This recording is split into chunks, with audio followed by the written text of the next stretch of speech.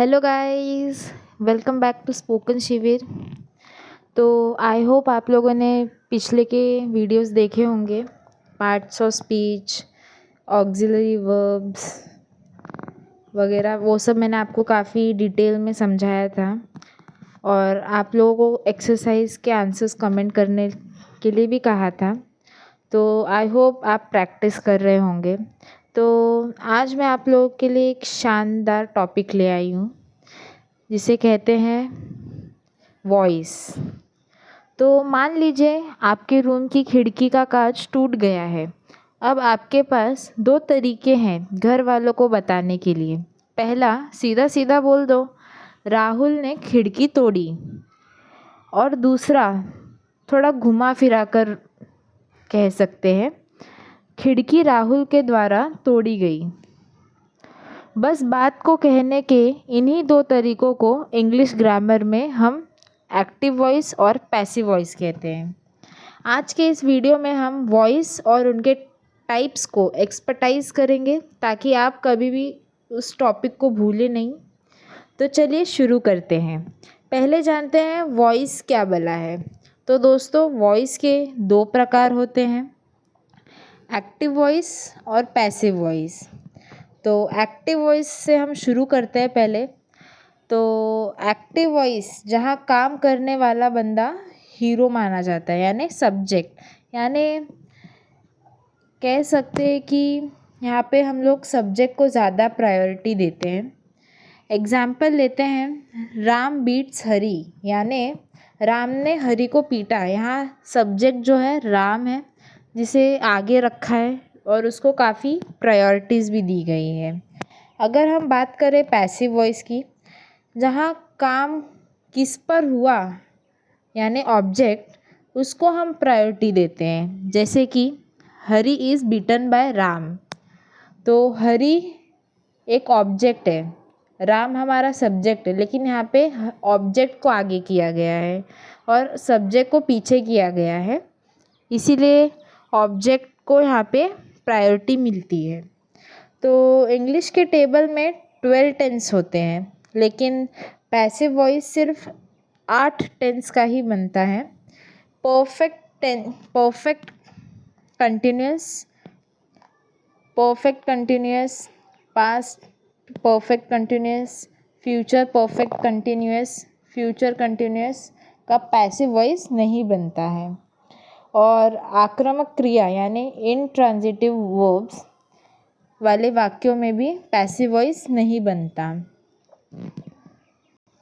तो किसी भी सेंटेंस को पैसिव में बदलने का बच्चों का खेल है। बस ये 3 स्टेप्स याद रखिए। तो स्टेप्स हैं, पहला अदला बदली, सब्जेक्ट को ऑब्जेक्ट और ऑब्जेक्ट को सब्जेक्ट बनाओ। दूसरा, बाय, नए ऑब्जेक्ट से ठीक पहले बाय लगा दो। By, B Y, by object के पहले लगा दो। तीसरा है वर्ब का थर्ड फॉर्म, हमेशा मुख्य क्रिया की थर्ड फॉर्म का ही इस्तेमाल करो। और टेंस के अनुसार सहायक क्रिया लगाओ। तो टेंस के रूल्स भी देख लेते हैं। पहले, प्रेजेंट इंडेफिनाइट टेंस, यानी प्रेजेंट में क्या होता है, पहले is, am, are plus verb का तीसरा फॉर्म इस्तेमाल किया जाता है। ये देखिए यहाँ पे मैं आप इज़, एम या आर का इस्तेमाल होता है और मुख्य क्रिया की थर्ड फॉर्म लगानी होती है हमें। तो एग्जाम्पल में हम लेते हैं, आई राइट अ लेटर, मतलब मैंने एक पत्र लिखा। अब इसको हमें पैसिव में अगर बदलना है तो इसका रूल क्या मैंने अभी बताया, अगर पैसिव में बदलना है तो इज़, एम, आर लगाना है प्लस वर्ब का तीसरा फॉर्म हमें यूज़ करना है। तो पैसिव में करते समय पहले हमें ऑब्जेक्ट को आगे रखना है, यानी ऑब्जेक्ट है हमारा अ लेटर, तो उसे हमने आगे रखा है। अब आई राइट अ लेटर, ये हमारा प्रेजेंट में है, इसीलिए हम लोग इज़ का इस्तेमाल करते हैं। तो ए लेटर इज़, अब राइट यानी हमारा वर्ब है, तो वर्ब का तीसरा फॉर्म होता है रिटन, इसलिए यहाँ पे रिटन लिखा है। बाय मी यानी लेटर जो है वो मेरे द्वारा लिखा गया है। अब हम लोग देखते हैं पास्ट का। अगर हम पास्ट का देखते हैं तो इसमें वॉज या वर आता है और उसी के साथ वर्ब का थर्ड फॉर्म आता है। तो एग्जाम्पल लेते हैं, आई कॉल्ड हिम, ये हमारा पहला एग्जाम्पल है। अब यहाँ पर हमें वही करना है, बस हमें वॉज वर यूज़ करना है प्लस वर्ब का तीसरा फॉर्म लगाना है। तो अगर हम इसे पैसिव वॉइस में करना चाहें तो कैसे करेंगे? तो पहले हमने लिखा है यहाँ पर ही, यानी जिसको बुलाया गया है, जो हमारा ऑब्जेक्ट है उसे हमने आगे प्रायोरिटी दिया है, ही किया। अब यहाँ पे हमने ये पास्ट है तो इसलिए हमने यहाँ पे वॉज लगाया। वर्ब यहाँ पे हमारा क्या है? कॉल्ड, तो इसका तीसरा फॉर्म हमने लिखा है कॉल्ड ही रहेगा वर्ब का तीसरा फॉर्म, इसलिए यहाँ पे कॉल्ड ही लिखा है। और बाय मी ये हमारा सेंटेंस में ही है तो हमने अलग तरीके से इसे लिखा है। तो हमें बस सेंटेंस को एक्टिव पैसिव वॉइस में बदलते समय ये याद रखना है कि सेंटेंस का मीनिंग चेंज नहीं होना चाहिए, मीनिंग सेम होना चाहिए, बस उसे लिखे जाने का तरीका दो अलग तरीक़ों में होना चाहिए। तो अब देखते हैं कंटिन्यूअस टेंस। तो जब काम चल रहा हो तो पैसिव बनाते समय बस बीइंग शब्द को जोड़ना है हमें। तो पहला एग्जाम्पल हम लोग लेते हैं, हरी वॉज राइटिंग अ लेटर, ये लिया। तो अब हमारा पैसिव वॉइस में बीइंग हमें लगाना है। तो हमने यहाँ पे लिखा a letter was being written by Hari, ये पास्ट है, पास्ट कंटिन्यूस, इसलिए वॉज बीइंग हमने यूज़ किया है। प्लस वर्ब का तीसरा फॉर्म, राइटिंग का तीसरा फॉर्म है रिटन, जिसे हमने इस्तेमाल किया है यहाँ पर। तो इसी के साथ साथ ये काफ़ी इजी भी हो जाता है आप लोगों को समझने में। अब दूसरा एग्जांपल लेते हैं, she was singing a song. तो क्या है इसका मतलब? वो गाना गा रही है। अब हमें यहाँ पर भी ये कंटिन्यूअस है, काम यहाँ पे हुआ नहीं है पूरा, तो इसलिए वॉज बीइंग का इस्तेमाल तो यहाँ पर भी करना है। इसलिए हमने लिखा है a song was being sung by हर। संग क्यों अब यहाँ पे आया? क्योंकि सिंगिंग का तीसरा फॉर्म है संग, इसीलिए हमने यहाँ पे वर्ब का तीसरा फॉर्म लिया है संग। अब हम देखते हैं परफेक्ट टेंस। तो इसमें कुछ नहीं करना, बस पहले से मौजूद हैज़, हैव, हैड के साथ बस बीन लगा देना है। तो पहला एग्जाम्पल है, he has eaten a mango. तो इसका अगर पैसिव में करना है हमें तो क्या लिखेंगे? A mango has been eaten by him. Mango क्या है? ऑब्जेक्ट है, इसलिए हमने उसको आगे किया है। और हैज़ जो पहले से मौजूद है उसके साथ हमें बीन लगाना है, तो बीन लगाया। और ईटन का तीसरा फॉर्म ईटन ही है, इसलिए यहाँ पे वर्ब वैसे का वैसा ही रहेगा। और इसी के साथ हम अपना सेंटेंस कंप्लीट करेंगे पैसिव में, a mango has been eaten by him. अब आगे हम लोग देखते हैं,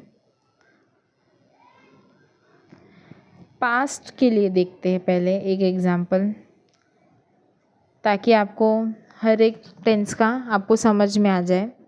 तो पहला एग्जाम्पल लेते हैं, he had done his work, यानी उसने अपना काम ख़त्म किया।